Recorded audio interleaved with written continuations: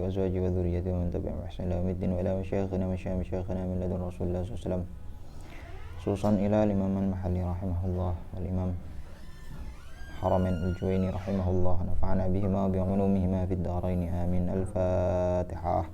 أعوذ بالله من الشيطان الرجيم. بسم الله الرحمن الرحيم. الحمد لله رب العالمين الرحمن الرحيم مالك يوم الدين إياك نعبد وإياك نستعين اهدنا الصراط المستقيم صراط الذين أنعمت عليهم غير الضالين.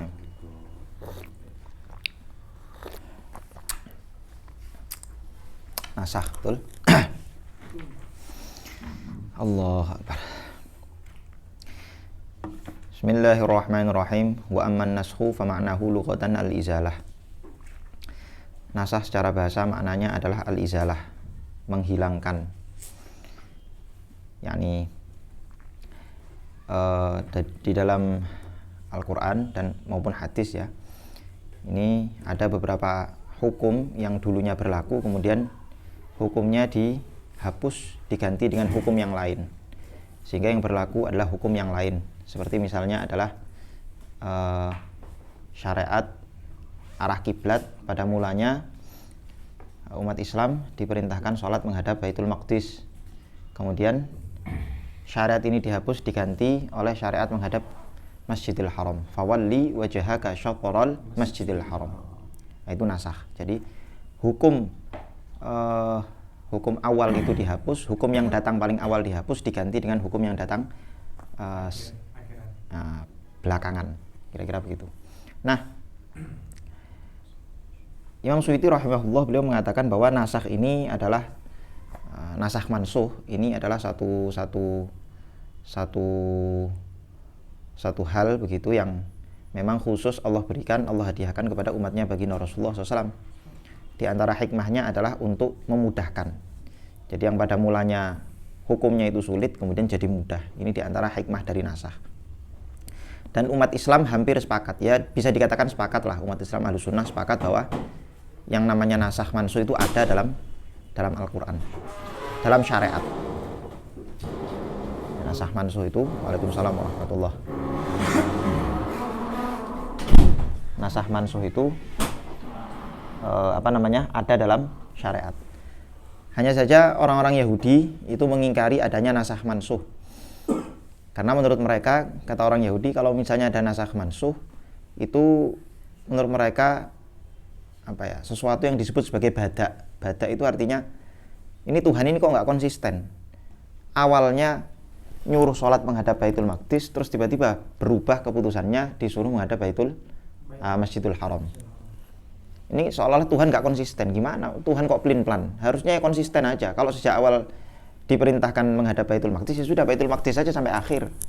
Lah kenapa kok terus kemudian dirubah-rubah hukumnya? Nggak konsisten. Maka umat Islam menjawab bahwa ini bukan bentuk inkonsistensi. Ini bukan bentuk bahwa Tuhan tidak konsisten. Bukan.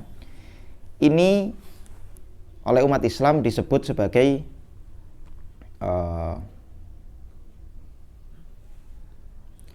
kalladzi yara ar-ra'i.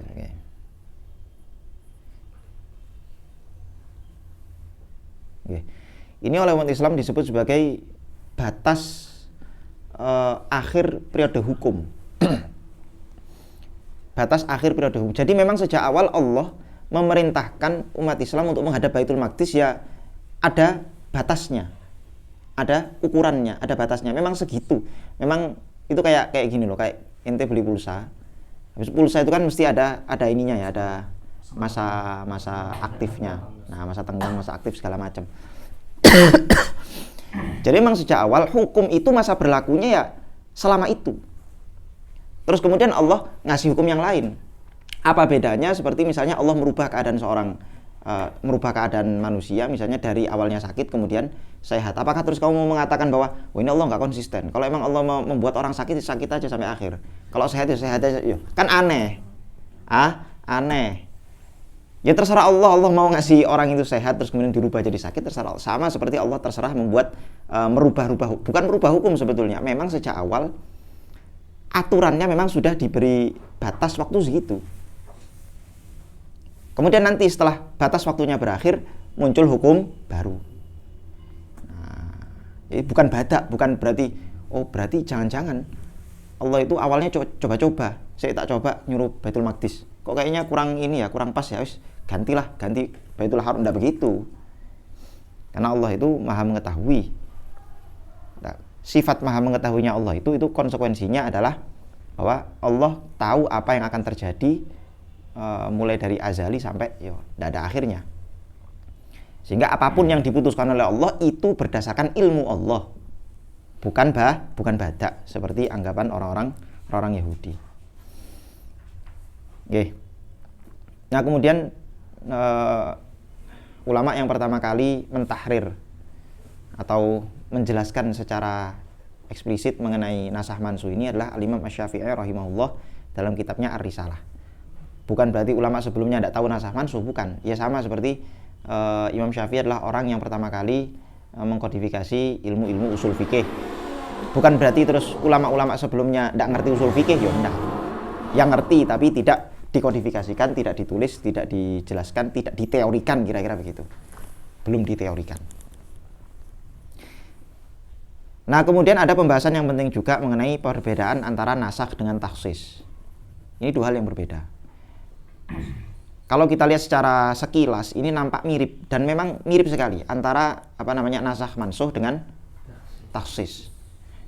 Bedanya apa? Nasakh mansuh dengan takhsis itu berbeda. Yang pertama, perbedaannya antara lain bahwa nasakh itu wajib ayat yang menasakh atau syariat yang menasakh, nggak harus ayat Al-Quran, nanti hadis juga bisa. Syariat yang menasakh itu harus datang belakangan. Berbeda dengan am dan khos, takhsis. Kalau takhsis itu ayatnya bisa datang bersama-sama, seperti misalnya ayat dalam Al-Asr itu kan, wal 'asr innal insana lafi khusr. Manusia, seluruh manusia itu kan am itu. Lafi khusr, dalam kerugian, illal ladzina, terus ditakhsis illal ladzina amanu. Lah ayat di dalam surat Al-Asr ini kan turun satu waktu. Jadi bukan berarti terus ayat illal ladzina amanu turun belakangan beberapa saat kemudian. Enggak, turun satu kali. Turun seketika. Bahkan nasakh mansuh ini bisa dalam satu kalimat. Misalnya contoh apa kemarin? Akrim Bani Tamim al-ulama. Nah, akrim Bani Tamim. Bani Tamim kan umum, terus ditaksis dengan sifat al-ulama. Muliakanlah Bani Tamim.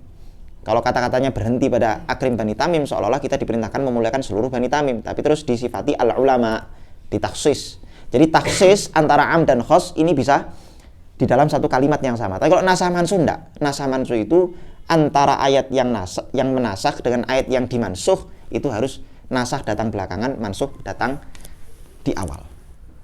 Perbedaan pertama begitu. Perbedaan yang kedua adalah taksis itu at-takhsisu la yakunu illa li ikhraji ba'dil afrad bi khilafin naskhi. Fa innahu yakunu lil kulli wa qad yakunu lil ba'dhi.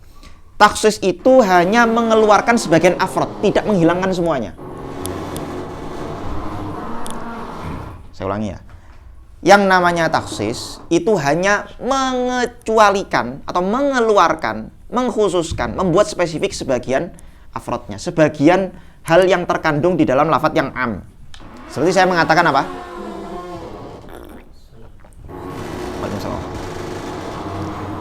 Seperti tadi saya mengatakan akrim al-ulama, akrim Bani Tamim illal al-ulama. Ketika saya mengatakan akrim Bani Tamim, muliakanlah Bani Tamim, terus saya taksis menggunakan kata-kata al-ulama, ini bukan berarti terus menghilangkan keseluruhan Bani Tamim. Karena yang saya maksud dengan ulama ini ulama yang termasuk golongan kelompok Bani Tamim. Jadi saya hanya mengecualikan atau mengeluarkan, mengkhususkan sebagian dari afrod yang am. Tidak saya rubah semuanya, tidak saya hapus semuanya, tidak saya ganti semuanya dengan sesuatu yang lain. Itu am dan khos atau taksis. Tapi kalau misalnya nasakh mansuh itu bisa menghapus sebagian, bisa menghapus keseluruhan. Soalnya kalau taksis kalau taksis itu hanya mengeluarkan sebagian, mengkhususkan sebagian. Tapi kalau nasakh mansuh bisa sebagian, bisa keseluruhan. Hukum itu yang betul-betul bisa dirubah. Seperti misalnya kayak contoh misalnya menghadap Baitul Maqdis itu tadi, hukumnya dirubah secara keseluruhan, nggak berarti ya setengah menghadap Baitul Maqdis, jadi antara Baitul Maqdis sama Masjidil Haram, nggak begitu. Dirubah secara keseluruhan. Atau misalnya dalam hadis yang lain, dalam contoh nasakh mansuh yang lain, misalnya Nabi pernah bersabda, kuntu nahaitukum an ziyaratil kubur fazuruha, al-an fazuruha. Dulu saya melarang kalian ziarah kubur, sekarang ziarahlah. Ini kan berarti menghapus hukum-hukum yang lama, sama sekali dihapus, kemudian diganti dengan hukum yang betul-betul baru. Jadi bukan cuma mengeluarkan sebagian, tapi keseluruhannya dihapus. Itu perbedaan kedua antara takhsis dengan nasakh mansuh. Nah, di antara perbedaan yang lain adalah yajuzu at-takhsis fil akhbari wal ahkam wan naskhu yahtassu bi ahkami syar'i. Yang namanya takhsis itu boleh mentakhsis khobar, berita. Hal-hal yang sifatnya khobari, bukan tolab ya. Kalau tolab kan perintah itu ada hukum di situ. Hukum di takhsis itu bisa, hukum di nasakh mansuh itu bisa. Tapi kalau khobar, berita, itu nggak bisa dinasakh. Berita diralat itu nggak bisa. Dinasakh itu nggak bisa. Tapi kalau berita ditaksis itu bisa. Kayak contohnya ja'a banu Tamim al ulama. Itu kan berarti saya mengabarkan kepada kalian bahwa Bani Tamim datang nih. Nggak semuanya, yang ulama-ulama saja. Ini kan berarti saya mentaksis berita kan berarti. Ada khobar saya taksis. Tapi kalau yang namanya nasakh mansuh itu nggak bisa, nggak boleh menasakh khobar. Ada misalnya cerita dalam Quran Nabi Musa bertemu dengan Fir'aun, diceritakan begini, terus dinasakh, nggak jadi. Ini khobarnya ini dinasakh, diganti dengan khobar, nggak bisa. Kejadian itu tidak bisa dinasakh. Ditaksis bisa, tapi kalau dinasakh tidak bisa. Kemudian di antara perbedaan yang lain, innan naskha la yakunu illa bi khitabin ay bi lafdhin amma takhsis fa yakunu bi dalilil aqli awil hissi aw bil ijma'. Yang namanya nasakh mansuh itu harus menggunakan dalil-dalil syariat. Tidak boleh menggunakan akal, tidak boleh menggunakan qiyas, tidak boleh menggunakan ijma'. Tidak bisa. Saat ini ulama-ulama Islam kontemporer atau ulama-ulama Islam tahun 2024 semuanya sepakat menghapus hukum rajam. Tidak boleh. Nasakh mansuh itu harus apa? Menggunakan dalil syariat, dalil naqli. Tidak boleh akli. Akli itu diantaranya qiyas, kemudian ijma' itu akli. Tapi kalau misalnya taksis itu boleh menggunakan ijma', taksis itu boleh menggunakan qiyas, taksis itu boleh menggunakan akal. Seperti misalnya kemarin ayat apa yang menggunakan akal itu? Apa kemarin ayatnya?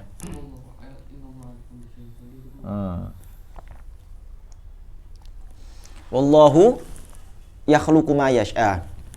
Gimana? Yang Allah menciptakan segala sesuatu itu loh. Bukan. Aywa, wallahu khalaqa kulli syai'.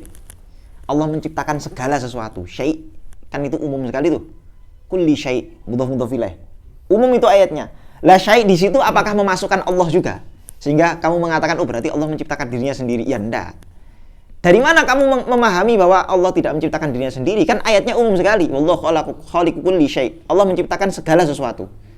Wallahu khaliqu kulli syai'. Allah menciptakan segala sesuatu. Dari mana kamu tahu kalau segala sesuatu itu mengecualikan Allah? Dari mana taksis itu? Dari akal. Mustahil bahwa Allah menciptakan zatnya sendiri. Itu terjadi daur itu namanya. Karena wujudnya Allah itu wajibul wujud. Zat yang wajibul wujud mustahil kemudian Allah itu ada karena diadakan atau mengadakan dirinya sendiri. Itu disebut apa? Daur, mustahil. Oke, itu perbedaan antara nasakh dengan taksis.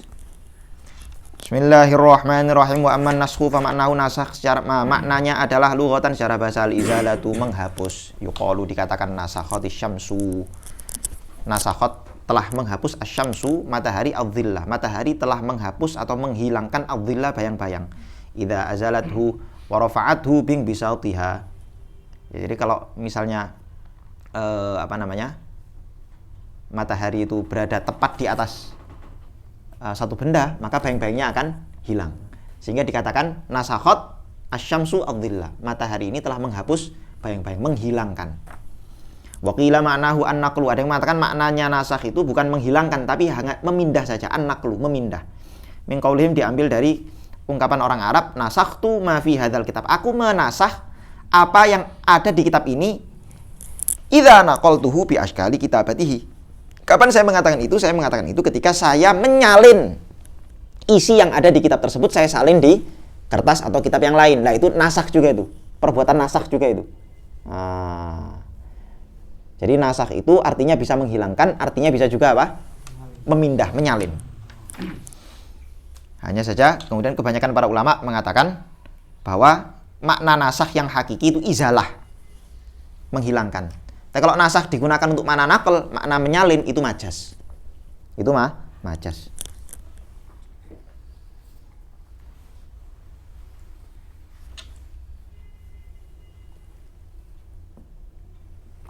Oke. Kemudian Allahu Akbar. Wahadduhu, definisi nasakh itu apa? Syar'an. Definisi nasakh secara syar'i adalah al-khitab ad-dallu ala raf'il hukmi ats-tsabiti bil khitabil mutaqaddim ala wajhin laulahu lakana tsabitan ma'a tarakhihi anhu. Nasakh adalah al-khitab, khitab Allah, perintah Allah atau perintah Allah dan Rasulnya. Ad-dallu, yang perintah itu menunjukkan, ala raf'il hukmi, mengangkat, menghilangkan satu hukum, ats-tsabiti, yang awalnya berlaku, bil khitab, diangkat atau dihapus dengan apa?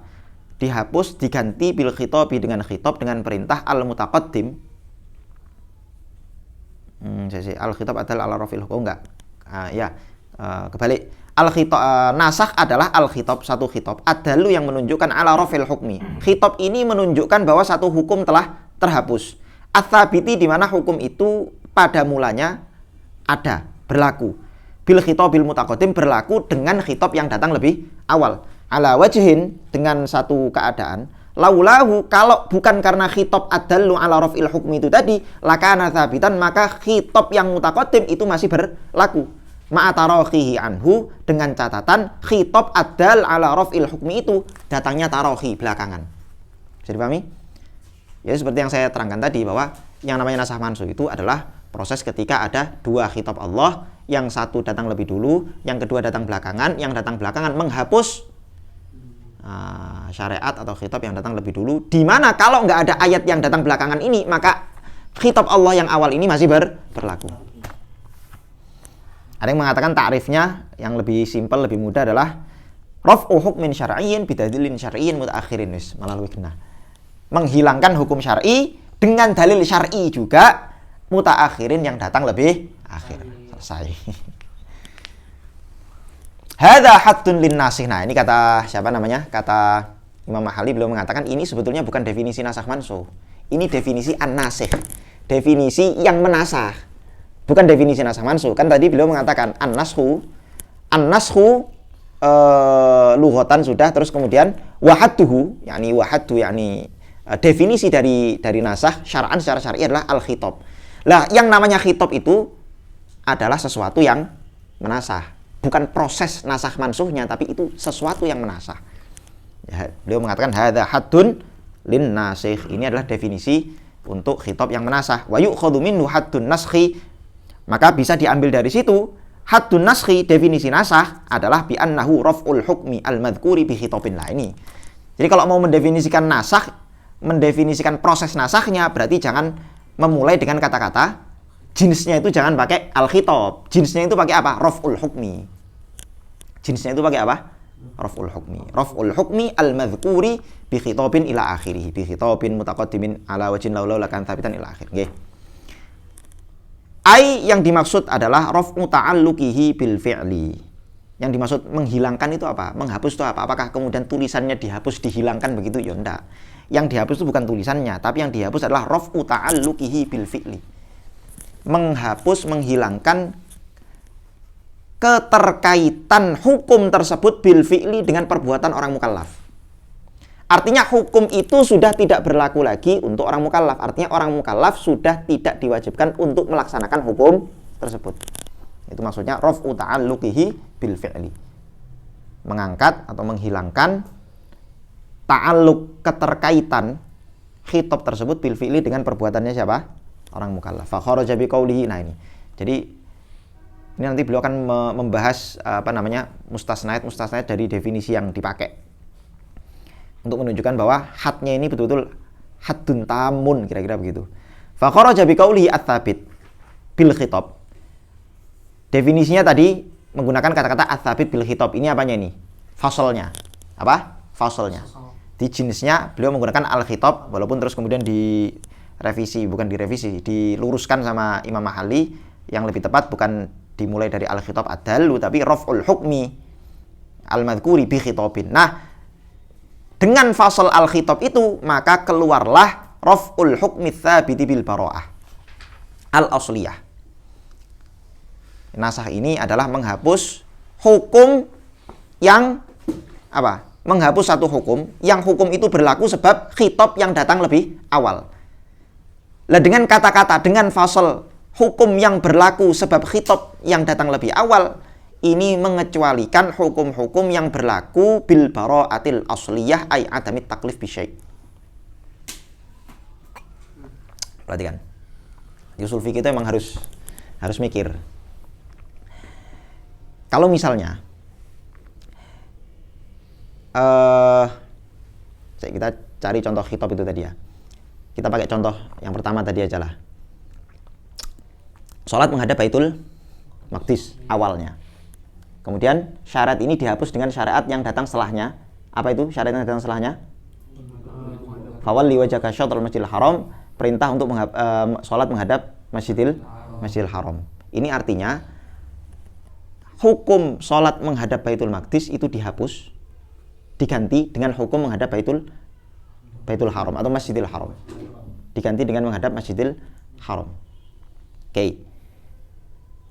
Yang diganti ini ya. Penggantian hukum dari yang mulanya menghadap Baitul Maqdis ke Masjidil Haram, ini kan dua-duanya dalil syar'i semua kan?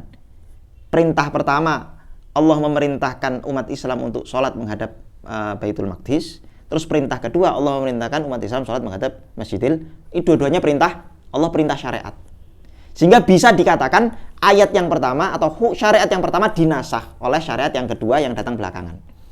Beda kalau misalnya ketiadaan hukum itu bukan disebabkan oleh syariat, bukan disebabkan oleh khitab Allah, bukan disebabkan oleh khitab syar'i, tapi disebabkan oleh hukum asal, bara'ah asliyah. Contohnya apa contohnya? Misal, ada orang haid.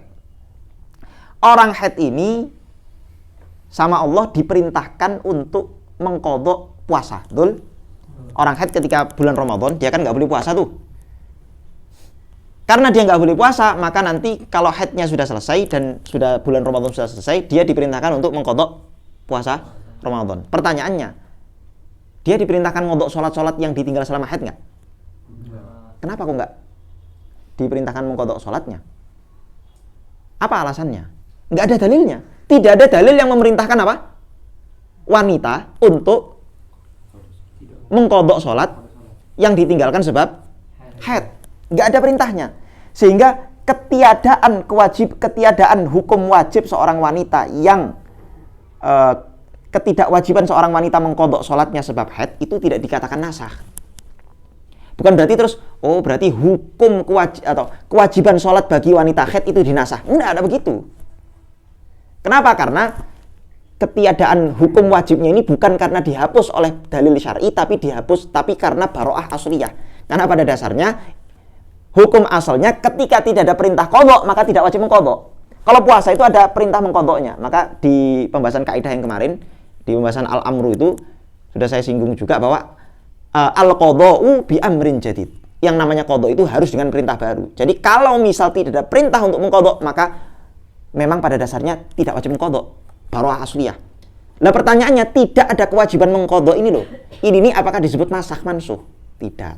Apakah berarti kita bisa mengatakan bahwa hukum kewajiban sholat bagi seorang wanita yang haid itu dinasakh? Enggak. Kenapa? Karena ketidakwajibannya ini, ketiadaan hukumnya ini bukan karena dihapus oleh dalil syar'i, khitab syar'i, tapi karena bara'ah asliyah. Mafhum? Wa biqaulina bi khitabil ma'khudhi min kalamihi ar-raf'u bil mauti wal junun. Nah, juga dikecualikan dari definisi menggunakan kata-kata bi khitabin al-ma'khudhi min kalamihi. Repot emang kata-katanya beliau. Bi khitabin. Jadi kan tadi beliau mengatakan apa? Bi annahu raf'ul hukmil madhkuri bi khitabin. Ya kan? Bi khitabin ini kata-kata beliau. Kalau kata-katanya Imam Haramain, beliau itu maksudnya Imam Mahalli ya. Maksudnya Imam Mahalli. Kata-kata Imam Mahalli itu bi khitabin ila akhirih itu kan. Kata-kata Imam Ahmad. Kalau kata-kata Imam Haramain bil khitobi, ada alif lamnya. Beliau tidak menggunakan alif lam di sini. Bi khitobin. Oke, wa bi qaulina bi khitobin. Dan yang dikecualikan dari definisi yang saya pakai menggunakan kata-kata bi khitobin, al-ma'khudhi min kalamihi, yang kata-kata bi khitobin itu saya ambil dari kalamnya Imam Haramain. Mana? Bil khitobi, yang ada alnya. Maksudnya begitu. Dikecualikan dari sini. Apa yang dikecualikan? Ar-raf'u bil mauti wal junun. Hilangnya hukum, ketiadaan hukum yang disebabkan oleh kematian dan gila. Dan tentu saja ghaflah, misalnya orang lupa. Lah ini ketiadaan hukum bagi orang mati, orang gila, itu apa? Bukan nasah mansuh. Bukan nasah mansuh, baro'ah asliyah. Memang sejak awal dia tidak wajib. Sejak awal dia tidak wajib. Baro'ah asliyah. Jadi ketika ada orang gila, tidak sholat, meninggalkan sholat, dan dia tidak diwajibkan untuk mengqadha sholat, bukan berarti apa? Hukum kewajiban sholat dinasakh dari orang-orang gila. Yo enggak begitu. Ini bukan nasah mansuh. Masih membahas definisi. Wa biqaulihi ala wajhin ila akhirih. Dan dikecualikan dari ungkapan musannif ala wajhin ila akhirih, ala wajhin laulahu lakana thabitan itu tadi, ma law kana al-khitabul awwal mughayyan bi ghayatin aw mu'allalan bi makna. Jadi definisinya mengatakan bahwa yang namanya nasah mansuh itu adalah ada khitab yang menghapus satu hukum, yang hukum ini berlaku sebab khitab yang datang lebih dulu. Kalau misalnya tidak ada khitab yang datang belakangan, maka khitab yang datang dulu itu masih berlaku. Wajhin laulahu lakana thabitan. Dari definisi ini, dari fasal ini, maka mengecualikan al-khitab al-awwal mughayyan bi ghayatin, khitab awal, di mana khitab awal ini sejak awal memang sudah diberi batasan waktu. Au mu'allalan bimakna, atau diberi sebab bimakna, secara makna. Nanti akan ada contohnya. Wa surriha al-khitabu tsani bimuqtadha dzalik. Kemudian khitab yang kedua datang untuk menjelaskan apa maksud dari ghayah itu atau apa maksud dari illah itu. Fa innahu la yusamma nasikhan lil awal, maka ayat yang kedua ini tidak bisa disebut sebagai ayat yang menasakh ayat yang pertama. Ayat yang kedua tidak bisa dikatakan sebagai ayat yang menasakh ayat pertama. Contohnya apa? Kita langsung ke contoh aja biar gampang. Mithalu qaulu ta'ala, contoh firman Allah Ta'ala, idza nudiya lis-sholati min yaumil jum'ah fas'au ila dzikrillah wa dzarul bai'. Perhatikan. Ayat ini mengatakan bahwa idza nudiya lis-sholati min yaumil jum'ah, ketika kamu dipanggil untuk melaksanakan sholat Jumat, min yaumil jum'ah, fas'au ila dzikrillah, maka bersegeralah untuk menuju zikrullah, yakni sholat Jumat, wa dzarul bai', dan tinggalkanlah jual beli. Kalau kamu lihat ayat ini, fatahrimul bai', larangan jual beli, wa dzarul bai', tinggalkanlah jual beli. Larangan jual beli yang menunjukkan keharaman jual beli yang dilakukan saat sholat Jumat hendak dimulai. Mughayyan binqidha'il jum'ah, ini memang sejak awal larangan jual beli ini sudah dibatasi oleh apa? Binqidha'il jum'ah, larangan ini dibatasi sampai berakhirnya sholat Jumat. Artinya larangan itu sejak awal memang hanya berlaku sampai sholat Jumat selesai. Terus habis itu datang ayat yang kedua, fala yuqalu inna qaulahu ta'ala, maka kamu nggak bisa mengatakan ayat yang datang setelahnya yang berbunyi fa idza qudiyatis sholatu fantashiru fil ardi wabtaghu min fadlillah. Syuf. Fa idza qudiyatis shalah, ketika sholat Jumat telah selesai, fantashiru, maka berpencarlah kalian, menyebarlah kalian fil ardi, di bumi Allah, wabtaghu min fadlillah, dan carilah fadlullah, carilah rizki, kira-kira begitu. Bukan rizki Ramadan, rizki betul, ya rizki, carilah rizki Allah. Nah, berarti kan tadi ayatnya mengatakan larangan jual beli. Habis itu ayat setelahnya menjelaskan perintah untuk jual beli setelah Jumatan. Pertanyaannya, apakah ayat yang kedua ini bisa dikatakan menasakh hukum larangan jual beli di ayat yang pertama? Bisa nggak? Enggak. Kenapa nggak bisa? Karena memang sejak awal ayat yang pertama itu mughayyan bi ghayah. Sejak awal ayatnya itu diberi tempo. Ayatnya itu, larangan itu temporer, diberi waktu. Larangan ini hanya berlaku ketika sholat Jumat hendak dimulai. Maka ayat yang datang setelahnya yang memerintahkan membolehkan jual beli ketika sholat Jumat itu sudah selesai, ini tidak bisa disebut sebagai ayat yang menasah. Kenapa? Karena ayat yang kedua ini wasurrihal khitab atsani bimuqtadha dzalik. Ayat yang kedua ini hanya menjelaskan konklusi atau kesimpulan hasil dari ayat yang pertama. Karena sejak awal ayat yang pertama memang dibatasi dengan batas akhir. Ayat yang kedua datang memperjelas batas akhir itu loh. Ayat yang kedua datang hanya memperjelas ayat yang pertama, bukan menasah. Jadi Bang. Tapi bukan taksis ya itu ya? Bukan taksis juga. Bukan. Memperjelas. Oke. Allah fala yuqalinna qawlu ta'ala fa idza qudiyatis shalatu fantashiru fil ardi wabtagu min fadlillah nasikhun lil awal. Enggak bisa kamu mengatakan ayat ini menasah ayat yang pertama. Bal bayyana ghayatat tahrim, karena ayat ini hanya menjelaskan ujung atau akhir batas dari keharaman jual beli itu. Wa kadza qauluhu ta'ala, begitu juga firman Allah Ta'ala, hurrima 'alaikum shaydul barri ma dumtum huruma. Diharamkan kepada kalian shaydul barri, memburu hewan-hewan darat, ma dumtum huruma, selagi kalian masih ihram, yakni masih haji atau umrah. La yuqalu nasakhahu qaulu ta'ala, kamu enggak bisa mengatakan bahwa ayat setelahnya yang berbunyi wa idza halaltum fastadu, tapi kalau kamu sudah tahallul maka kamu boleh berburu. Ini tidak bisa kamu katakan ayat wa idza halaltum fastadu, tidak bisa kamu katakan menasah ayat yang pertama, li anna tahrima lil ihram wa qad zala. Karena keharaman itu hanya ketika untuk ihram saja, wa qad zala, dan ihramnya memang sudah selesai. Di awal keharaman itu hanya untuk menjelaskan ini haram dilakukan ketika ihram. Lah kalau ihramnya sudah selesai, ya sudah. Memang sudah tidak ada larangan, karena larangannya hanya ditujukan ketika sedang ihram. Sehingga ayat wa idza halaltum fastadu hanya memperjelas batas akhir dari larangan itu, kira-kira begitu. Allah wa kharaja bi qaulihi ma'a tarakhihi. Lah ini sebetulnya ini masuknya nanti wa kharaja bi qaulihi ma'a tarakhihi anhu mattasala bil khitab min sifatin aw syartin aw istisna'in. Nah, masih bahas definisi ya ini ya.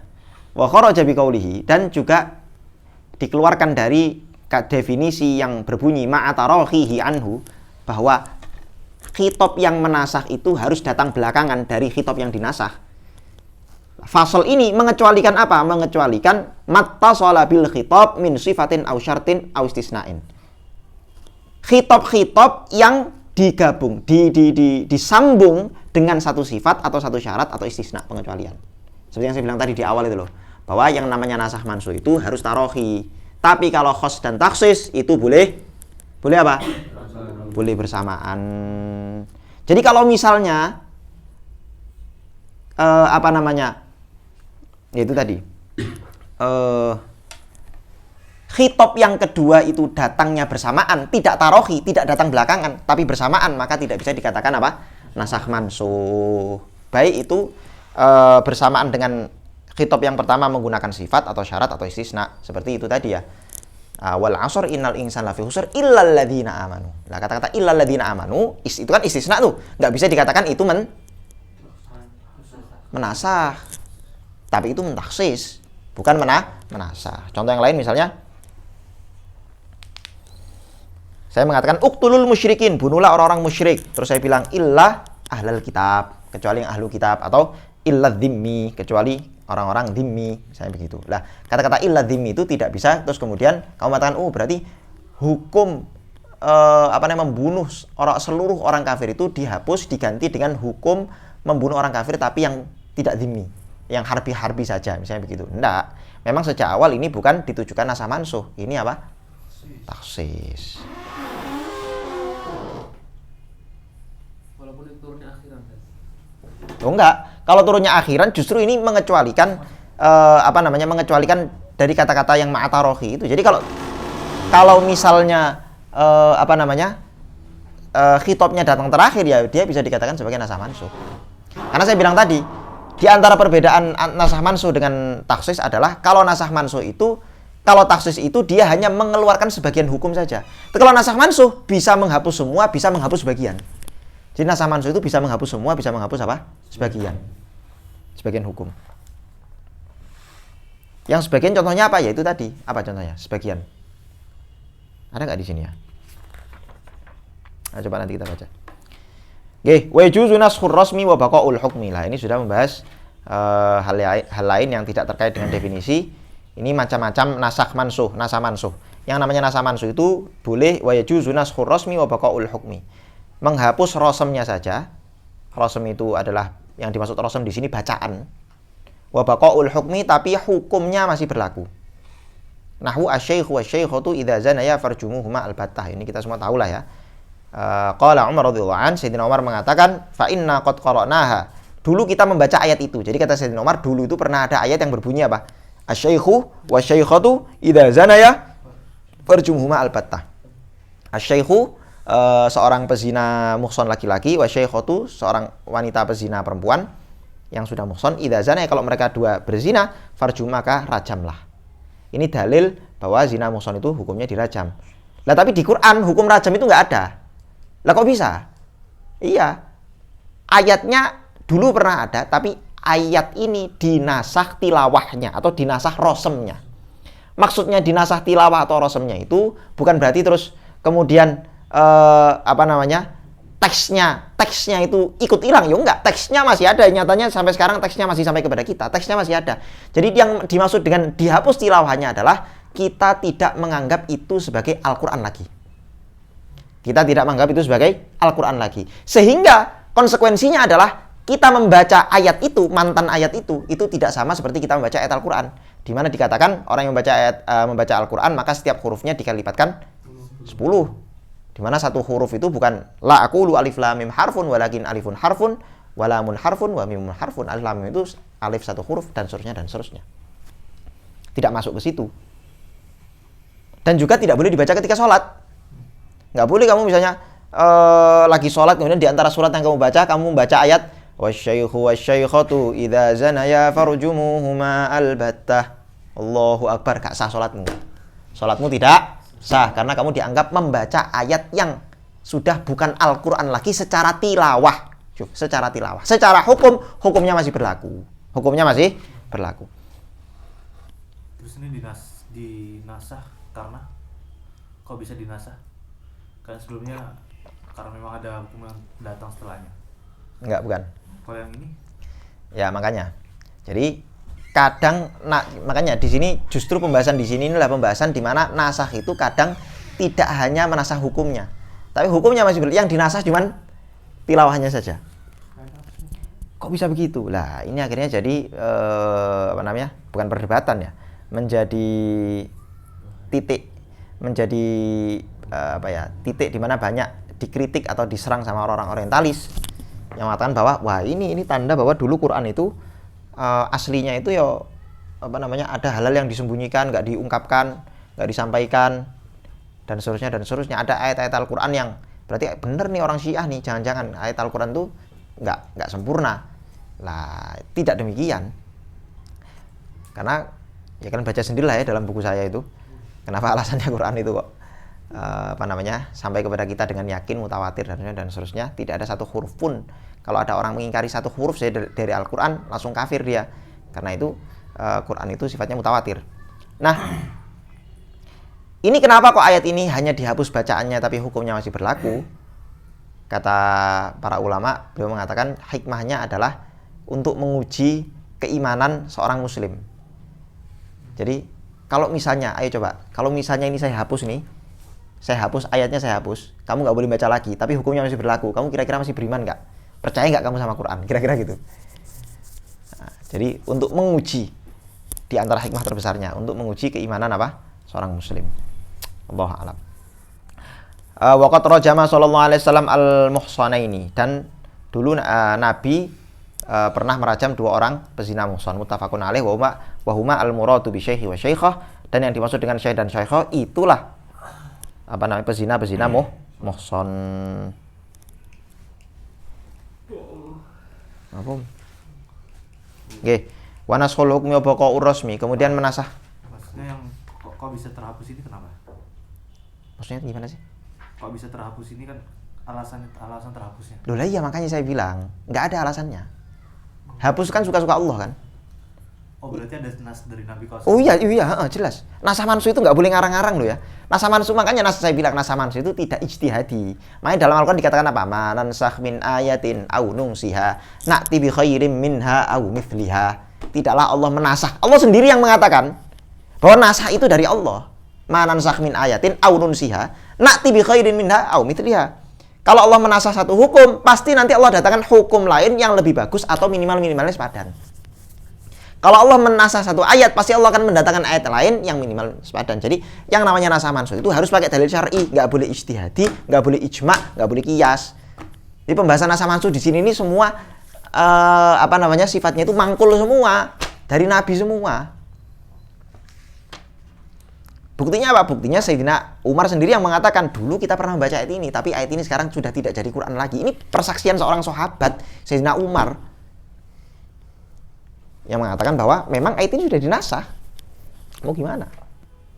Berarti barangkali di luar sana ada hadis berbunyi Nabi melarang kami membaca ayat ini. Iya bisa jadi. Iya. Bisa jadi.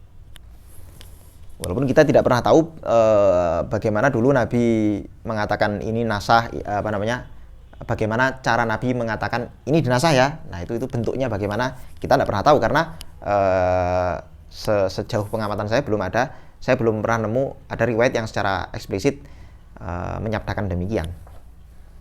Oke.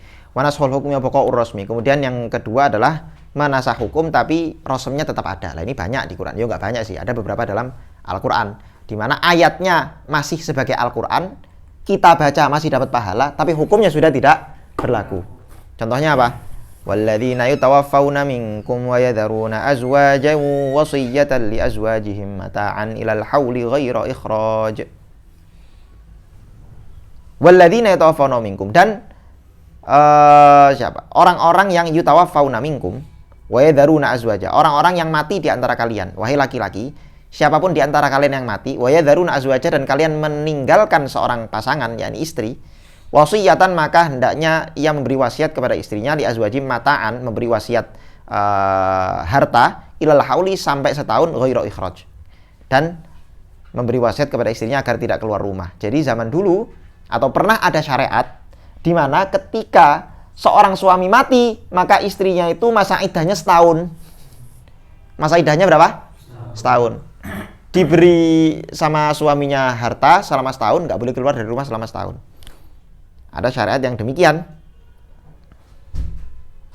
Lah, yang dimaksud mata itu apa? Yang dimaksud mata itu ada tiga. Yang pertama nafkah untuk makanan, kemudian kiswah itu pakaian, wasukna, dan tempat tinggal. Itu mata minimalnya. Harus ada tiga itu. Selama setahun harus tinggal di satu rumah, harus ada pakaian yang cukup selama setahun, musim panas, musim dingin, dan kemudian ada makanan yang cukup selama setahun. Nusikho, ayat ini dinasah dengan ayat yang lain, ya tarabbasna bi anfusihinna arba'ata ashhuri wa ashra. Tidak perlu setahun, cukup 4 bulan. Kalau istri ditinggal mati suaminya, maka dia masa iddahnya berapa? 4 bulan. Nah ya, 4 bulan 10 hari. Arba'ata ashhur wa ashra. Lah ini ayat walladzina yatawaffawna minkum masih kalian baca enggak? Masih kalian hafal? Masih. Dibaca ketika sholat boleh? Boleh. Berpahala? Berpahala. Tapi secara hukum dia sudah tidak berlaku. Wa naskhul amrayni ma'an. Kemudian yang kedua, menasah dua-duanya sekaligus. Ya hukumnya, ya tilawahnya. Hukumnya tidak berlaku, tilawahnya juga sudah tidak berlaku. Apa itu misalnya? Nahwu hadithi Muslim an Aisyah radhiyallahu anha kana fima unzila asyra dha'atin ma'lumatin yuharrimna. Sayyidina Aisyah beliau pernah mengatakan dulu pernah diturunkan ayat yang memerintahkan bahwa kalau ada bayi ingin menjadi anak susuan, sehingga nanti saudaranya menjadi saudara sepersusuan, maka minimalnya bayi itu harus disusui asyru radha'atin ma'lumatin, 10 kali persusuan ma'lumatin yang 10 persusuan yang wajar, ya, yang sampai kenyang. Nah, yuharrimna itu baru nanti menjadikan bayi itu mahram dengan ibunya dan keluarga-keluarganya yang lain. Fanusikhna, tapi ayat itu dinasah. Ayatnya dinasah, kita nggak nemukan. Ada nggak kamu nemukan ayat di Quran asyru radha'atin ma'lumatin? Ada nggak? Nggak ada. Hukumnya dinasah, ayatnya juga dinasah. Diganti dengan ayat apa? Gimana ayatnya itu? Juz 2 itu. wal walidatu yurdina auladahunna haula, bukan.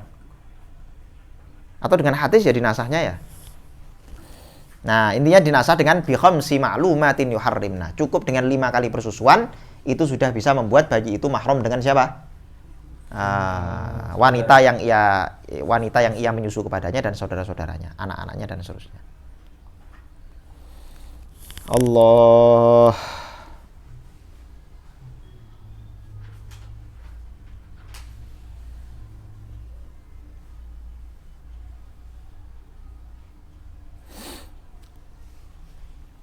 Jadi di sini ada sedikit catatan bahwa memang mana tadi? Ya. Jadi ada hadis yang menceritakan bahwa setelah Nabi wafat, setelah baginda Rasulullah SAW wafat, itu beberapa orang sahabat, di antaranya Sayyidah Aisyah, masih membaca ayat asyru radha'atin ma'lumatin. Jadi kan tadi Sayyidah Aisyah bilang bahwa dulu pernah ada ayat yang menceritakan bahwa atau yang memberi khitab seorang bayi itu bisa menjadi mahram ketika disusui sebanyak 10 kali persusuan. Ayatnya itu ada, dan setelah Nabi wafat ayat itu masih dibaca. Ayat itu masih dibaca. Loh, gimana? Katanya sudah dinasah. Harusnya kalau sudah dinasah, maka setelah Nabi wafat sudah nggak ada nasah mansuh lagi. Nasah mansuh itu sudah terjadi sebelum Nabi wafat. Setelah Nabi wafat harusnya ayat itu sudah dinasah statusnya, sudah mansuh statusnya. Lah kok masih dibaca sama sebagian sahabat? Ada riwayatnya begitu. Terus riwayat ini dijadikan sebagai itu tadi penguat dalil bahwa wah ini berat betul kan, berarti selama ini Quran itu ya keputusan politik. Jadi sahabat yang berkuasa ketika itu dia yang punya otoritas untuk memilih mana ayat yang bisa dimasukkan, mana ayat yang dibuang. Kebetulan ayat-ayat yang ini 10 radha'at itu dibuang. Ada yang bilang gitu. Tentu saja kita jawab tidak. Jadi memang nasakh mansuh itu, hukum nasakh mansuh itu datang dalam syariat Nabi, dalam syariat Islam datang belakangan sebelum Nabi wafat. Sehingga besar kemungkinan sahabat-sahabat yang kurang dekat dengan Nabi atau yang tidak mengikuti kajian Nabi setiap hari, ini nggak tahu kalau ayat ini sudah dinasakh. Jadi memang nasakh mansuh itu datang ini menjelang Nabi wafat. Itu baru aturan-aturan nasakh mansuh itu disampaikan oleh Nabi di waktu-waktu itu. Intinya di masa-masa akhir hidup Nabi lah. Sehingga wajar sekali ketika Nabi sudah wafat, beberapa orang sahabat belum tahu kalau ayat itu sudah dinasah. Yang membuktikan bahwa pada akhirnya semua sahabat yakin seluruh Quran Rasul Utsmani, seluruh Quran yang dikodifikasi yang dikumpulkan oleh Sayyidina Utsman itu mushaf yang benar, itu setelah penulisan ayat Al-Quran itu selesai ditulis, ayat itu dibacakan di hadapan seluruh sahabat yang ada ketika itu, termasuk Sayyidina Utsman, dan semuanya ridho, nggak ada yang ingkar. Nggak ada terus mereka tiba-tiba bilang, loh, aku perasaan ada ayat ini kok nggak dimasukkan situ, gimana nih? Nah, nggak ada, karena dalam proses penulisan itu ketat sekali.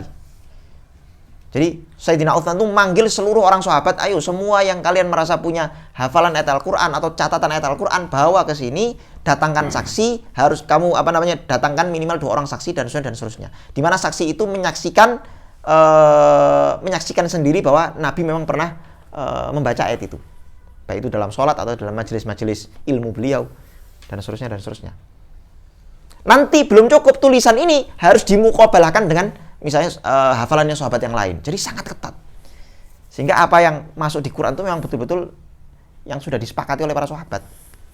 Entah itu dari ingatan hafalan mereka, di mana ingatan itu bukan cuma catatan mereka juga, dan catatan itu dikonfirmasi, dimuqabalahkan dengan hafalan para sahabat. Allahu Akbar. Wa yang qasimu an-naskhu ila badalin wa ila ghairi badalin. Beliau mengatakan bahwa nasah itu ada kalanya ada gantinya, ada kalanya tidak ada gantinya. Maksudnya apa? Kan tadi saya mengatakan bahwa nasah mansuh itu ketika ada satu ayat, hukumnya dihapus digantikan dengan ayat yang datang belakangan, kan begitu. Berarti hukum yang dihapus ini ada gantinya, kan begitu. Terus beliau bilang, sebetulnya nasah mansuh itu ada kalanya ada ganti hukum barunya, ada kalanya nggak ada sama sekali. Ya dihapus saja hukumnya udah. Lalu gimana? Ya sudah, nggak ada lagi hukumnya. Nanti akan ada contohnya. Yang pertama, al-awwal kama fi naskhi istiqbali Baitul Maqdis. Yang pertama, yakni yang penghapusan hukum itu ada badalnya, ada penggantinya, adalah seperti misalnya hukum salat menghadap Baitul Maqdis. Istiqbalil Ka'bah diganti dengan apa? hukum menghadap Ka'bah. Ada gantinya. Yang awal diperintahkan menghadap Baitul Maqdis terus diganti dengan Ka'bah. Nah, yang kedua misalnya, contoh yang kedua, di mana nasah mansuh nggak ada badalnya, nggak ada gantinya. Contohnya adalah misalnya firman Allah, "Idza najaitumur rasulah faqaddimu baina yaday najwakum shadaqah." Terus ayat terusannya apa? Dzalika khairul lakum wa athhar. Terus fa illam taf'alu, ya kan? Fa illam tajidu. Maksud gitu, iya gitu. Fa illam tajidu fa innallaha ghafurur rahim. Nah, coba ya perhatikan. Ayat yang pertama mengatakan idza najaitumur rasulah faqaddimu baina yaday najwakum shadaqah. Kalau kamu hendak sowan kepada Nabi, sowan itu mengadukan urusanmu, mengadukan masalahmu kepada Nabi, maka faqaddimu baina yaday najwakum shadaqah. Sebelum kamu menghadap Nabi, kamu wajib sedekah dulu. Kenapa kok bisa begitu? Jadi begini, dulu itu orang-orang kaya itu mereka ya biasa lah, namanya orang-orang kaya itu mesti dekat sama orang penting, dekat sama pemimpin, dekat sama ketua dan seterusnya. Orang-orang kaya ini dulu selalu pengen ngobrol sama Nabi secara privat. Pengen ngobrol sama Nabi secara privat. Lah, yang semacam ini nih membuat orang-orang yang miskin-miskin itu iri, atau orang-orang yang fakir-fakir itu ngerasa, enak banget ya orang kaya bisa privat gitu sama Nabi gini. Nabi pun sebenarnya kurang suka dengan model seperti itu, karena Nabi itu pembawa syariat untuk semua umat, jadi jangan nggak usah privat-privat. Tapi ya karena kadang masalah itu masalah pribadi, masuk ya disebar secara umum kan yo nggak etis juga. Maka akhirnya bagaimana? Akhirnya ada aturan, sempat ada aturan, wes nggak apa-apa, kamu orang-orang kaya, kalau kamu mau privat, ngobrol privat sama Nabi, sebelum kamu ngobrol privat, kamu wajib bersedekah kepada orang miskin. Wajib bersedekah kepada orang miskin. Bahkan dikatakan, kalau kamu mau ngobrol privat, setiap kalimat yang kamu ingin sampaikan kepada Nabi, kamu hitung, nanti setiap kalimatnya kamu wajib sedekah 1 dinar. 1 dirham. Jadi kalau misalnya ngobrolnya semakin banyak, berarti semakin apa? Banyak dirham yang wajib disedekahkan. Nah, awalnya ada aturan semacam ini. Tapi kemudian fa illam tajidu fa innallaha ghafurur rahim. Dinasah. Tapi kalau nggak ada, nggak apa-apa, nggak usah. Apakah ada gantinya? Ada nggak gantinya? Kalau nggak usah diganti aja hukumnya.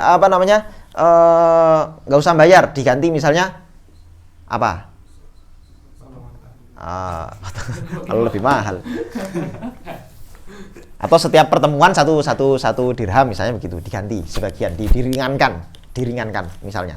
Nggak ada. Langsung fa illam tajidu fa innallaha ghafurur rahim. Ini juga nasah juga, bentuk nasah. Jadi hukum yang awalnya itu ada satu hukum tertentu, datang ayat yang lain, khitab yang lain menghapus hukum ini sama sekali tanpa memberi hukum gantian. Tanpa ada badalnya itu tadi, tanpa ada hukum gantinya. Apa hukum ganti sebagai hukum yang sudah dihapus? Tidak ada, sudah. Nah, cuman ini disebut sebagai ihalah, Nah, ini menjadi perdebatan di kalangan ulama-ulama usul. Sebagian jumhur ulama mengatakan bahwa waqad dzaba jumhuruhum ila an-naskha la yakunu illa ila badalin.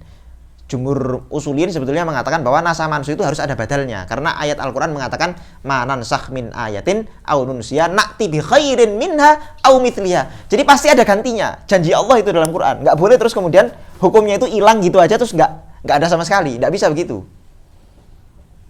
Lah, sama ulama-ulama yang mengatakan ayat ini termasuk ayat yang nasah mansuh ila ghairi badalin, enggak ada badalnya, dikatakan, enggak.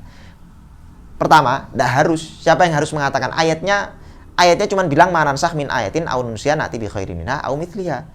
Kita akan mendatangkan ayat yang lain lagi, baik itu lebih baik dari ayat sebelumnya atau sepadan.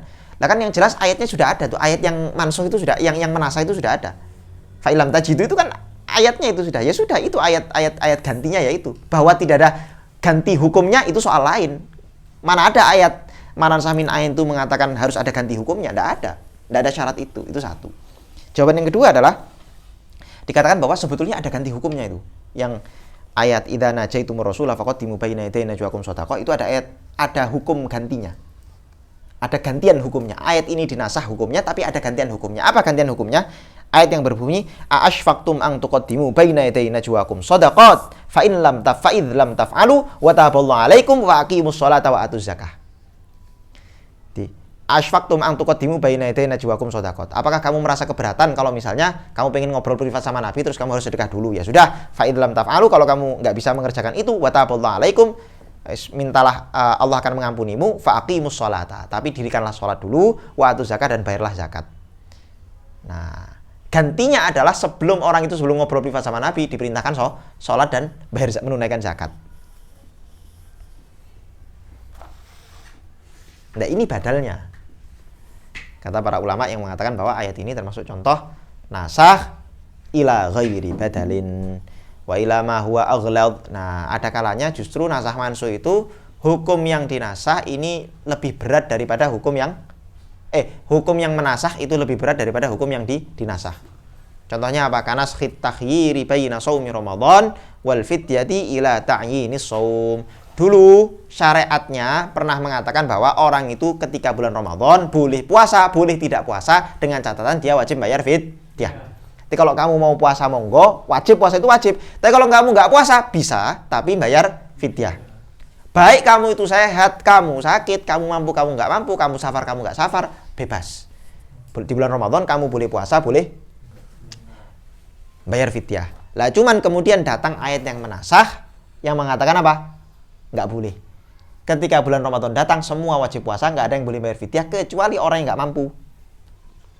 Dan ada syarat-syaratnya juga dalam fikih. Tapi yang jelas ini kan nasakh mansukh juga, bahwa dulu awalnya pernah dibolehkan memilih antara puasa atau bayar fidyah, tapi kemudian dinasakh diwajibkan hanya wajib puasa. Nasakh mansukh. Dan nasakh mansuknya lebih memberatkan kan? Yang awalnya kan takhir, boleh milih, yang sekarang wajib puasa. Qala ta'ala wa 'alal ladzina yutiqunahu fidyatun ta'amu miskin. Lah ini. Wa 'alal ladzina yutiqunahu fidyatun ta'amu miskin. Ini ayat yang menunjukkan bahwa dulu itu pernah ada syariat yang membolehkan orang yang mampu, wa 'alal ladzina yutiqunahu, dan orang yang mampu mengerjakan puasa fidyatun. Kalau enggak puasa maka dia wajib bayar fidyah.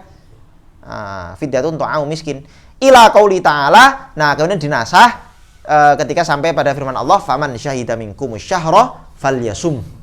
Kalau sudah datang bulan Ramadan, falyasum, maka kamu wajib untuk puasa. Nggak ada yang boleh tidak puasa. Kalau kamu mampu, nggak boleh memilih bayar fidyah, wajib puasa.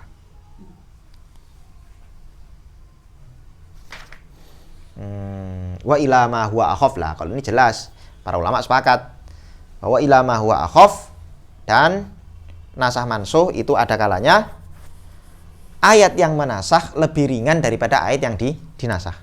Karena siqaulihi ta'ala, seperti misalnya menasakh firman Allah Ta'ala, iyyakum minkum 'ishruna sabiruna yaghlibu mi'atain. Biqaulihi ta'ala, fa iyyakum minkum mi'atun sabiratun yaghlibu mi'atain.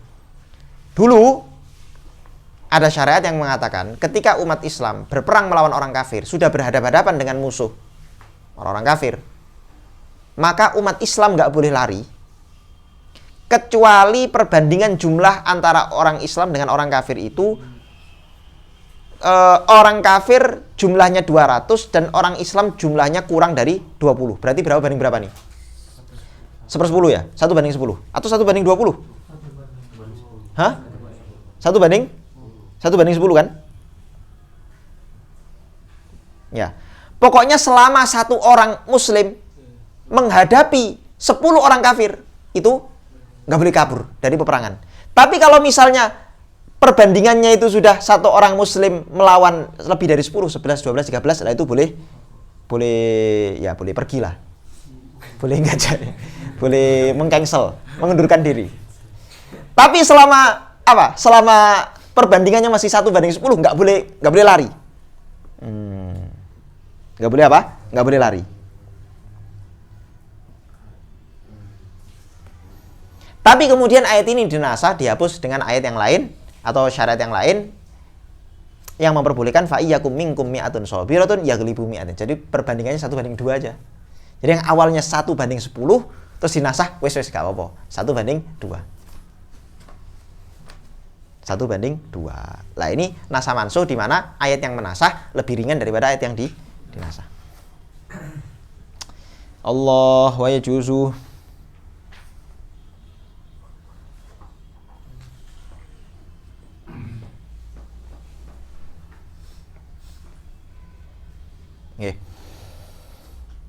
Wa yajuzu naskhul kitab bil kitab, boleh menasah satu kitab yakni Al-Qur'an bil kitab dengan ayat Al-Qur'an yang lain, kama taqaddam, jelas. Kalau ada ayat Al-Qur'an, datang ayat Al-Qur'an yang lain menasah itu boleh.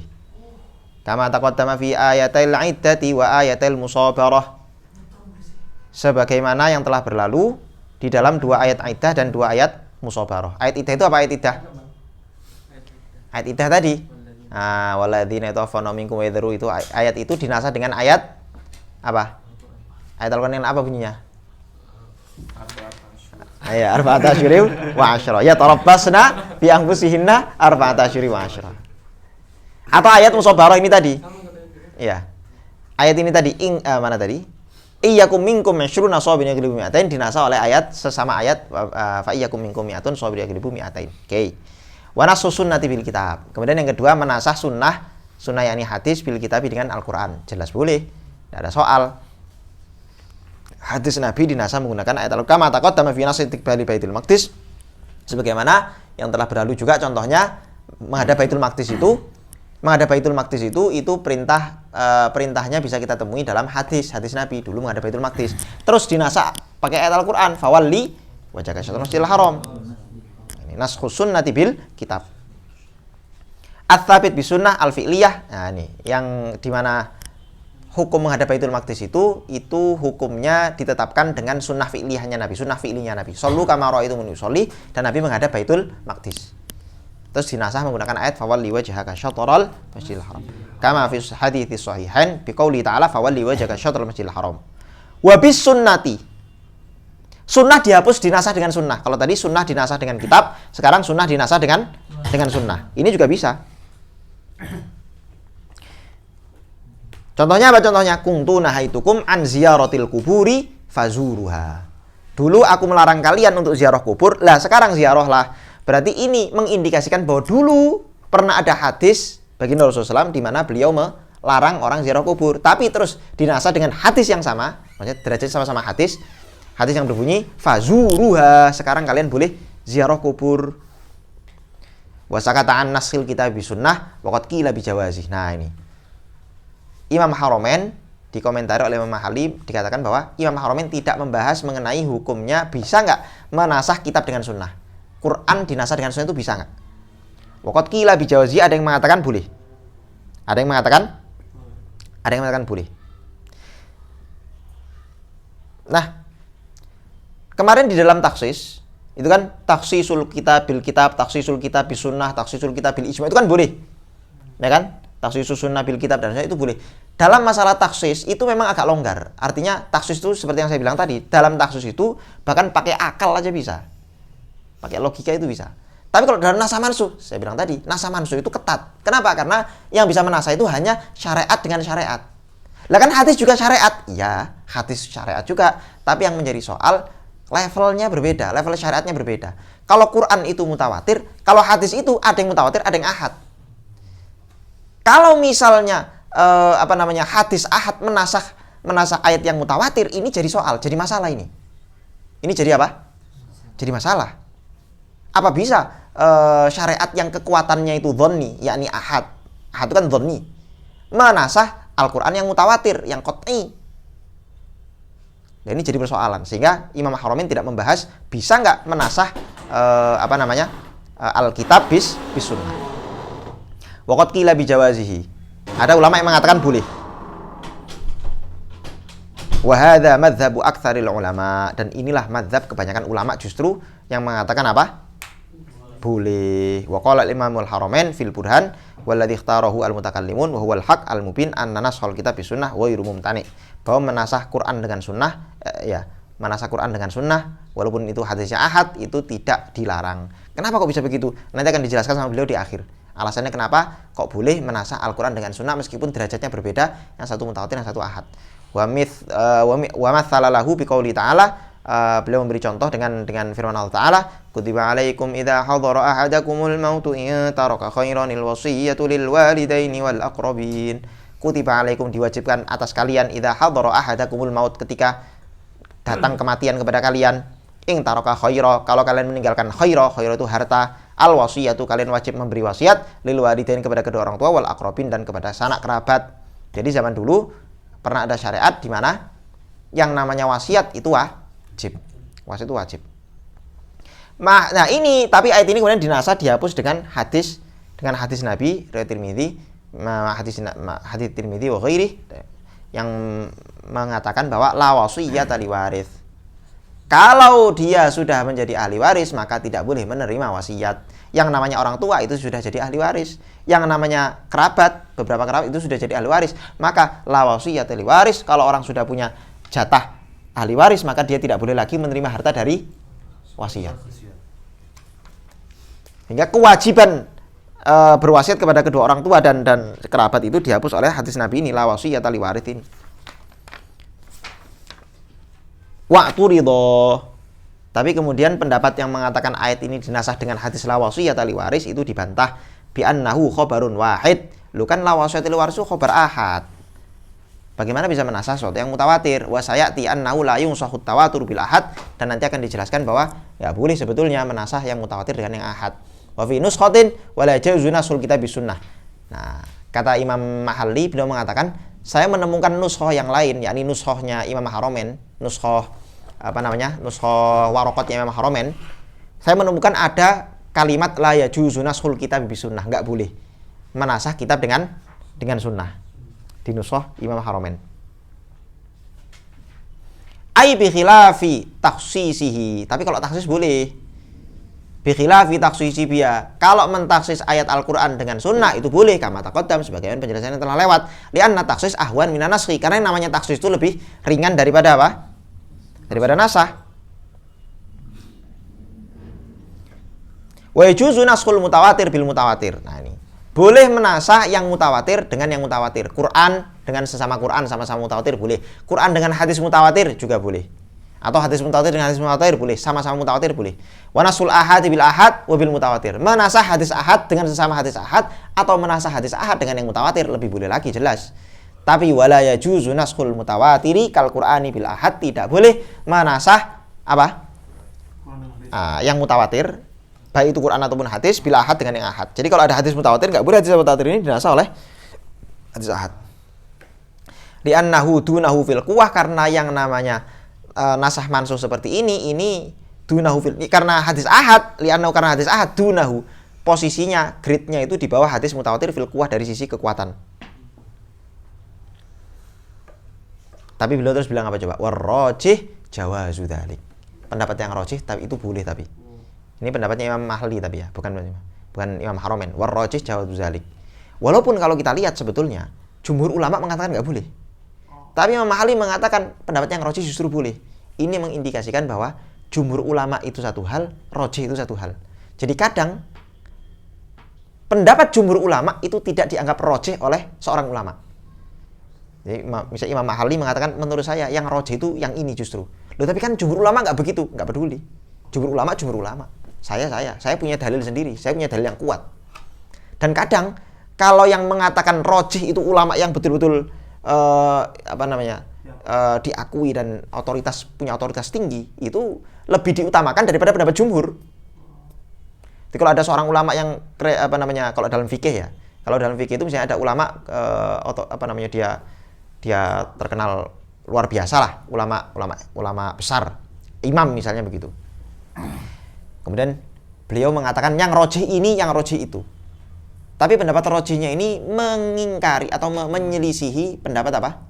Jumhur. Itu malah kita dianjurkan untuk ikut pendapat rajihnya ulama tersebut. Kalau saya nggak keliru, contohnya itu seperti hukum bersiwak di tengah siang hari bulan Ramadan.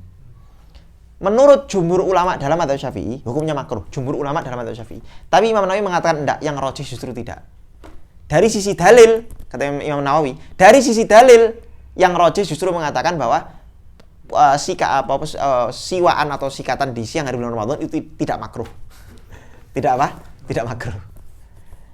Allahu a'lam. Li'anna mahallan naskhi huwa al-hukmu. Karena li'anna mahallan naskhi wal hukmu wa dalalatu 'alaihi bil mutawatir dhanniyatun kal ahad. Nah ini. Kenapa kok pendapat yang rajih mengatakan boleh menasah yang mutawatir dengan menasah mutawatir dengan yang ahad?